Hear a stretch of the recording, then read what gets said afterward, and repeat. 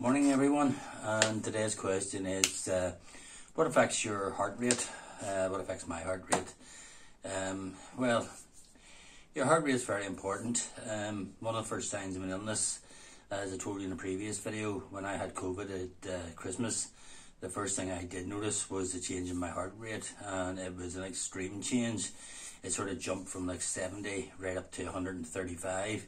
Stayed at 135 for a couple of days, then dropped down to 117 and back down to normal once the COVID had passed. So any illness or anything like that there, check your heart rate. That's an indicator. If you see I wear a Fitbit, but to show my heart rate, because I always find it should be handy that, if you're not feeling well or anything like that, you want to test your health, always have a smartwatch. You can pick a smartwatch up on Amazon or any of those sites like eBay for about £12 to £15. It's well worth the money, as it keeps you in touch with your health. Another thing that increases your heart rate is stress. Obviously, there was one day I was making a video and I was actually taking my blood pressure, and my blood pressure was actually quite high that day, and I actually think that was down to the stress of actually making a video. Some people don't like making videos or appearing on YouTube. You'll actually see a lot of people have YouTube channels that actually have this robotic voice. I'm not a robotic voice, by the way. It's just the way I speak here in Northern Ireland. I'm also not a doctor, so this is the disclaimer that anything that I'm telling you is from my experience. Other things that sort of drop your heart rate would be, the medication you take. Obviously, if you're taking a medication, it will lower your heart rate. And another thing you have to watch for whenever you're doing that, you'll see these supplements that are good for your health, like beetroot juice and stuff like that there. The thing about beetroot juice is it is good for the heart, but if you take beetroot juice with, your blood thinners and other medication that you're taking, it'll drop your heart rate and your blood pressure so much that you'll actually begin to feel dizzy. Stick to your medication. If you're wanting to take any heart supplements or anything like that, contact your doctor to see if it's safe. Exercise out and about and for a walk. Oh, by the way, I mentioned the formula in one of my videos about heart rate. Your heart rate should not go above a certain figure, or else it's at a strain. Now, how you actually do that calculation is you take the figure 220, right? 220. And then you take away your age, and that's what your heart rate shouldn't go higher. So I'm 66, right? So I take 66 away from 220. Hang on, I'm just thinking that it's 134 and 20, 154. So mine shouldn't be above 154. So it's a simple calculation. Your heart rate shouldn't be above 220 less your age.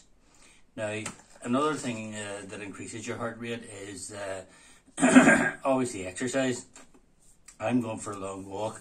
My resting heart rate is around about 66, and my normal sort of walking about would be about in the 70s or 80. But if you go for like a strenuous walk, or you go on the treadmill or stuff like that, your heart rate is going to jump right up to about 130s, 120s, depending on how fit you are. Now, what you need to do, as I said before, is once you finish your exercise, look at your smartwatch. You see that your heart rate is like 130 or something like that. But you sort of sit here like for about 5 minutes or so, and then you check. And your heart rate should be back to normal. My heart rate at the moment is 79. That's because I've just been in the kitchen having a drink of water, taking my medication, because I'll be heading to work in about 5 minutes. But I just thought before I head to work, I'd make a quick video on what affects your heart rate, because it's good to know what affects your heart rate. And those are the main things: stress, illness, exercise. And buy yourself a smartwatch. Keep an eye on your heart rate. It's always good to look out for these things that affect you and keep yourself in the know. And you want your body to be around a long time, and for the sake of 12 or 13 quid, get yourself a smartwatch.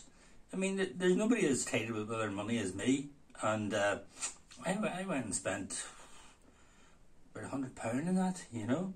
But it's well worth it because it gives the likes of all your heart variations and heart rate variability and so on. And, you know, there's all exercises that you can compete with people and so on. So I found it worth the money, but you can get a wee basic one and it does the job. It's absolutely fantastic.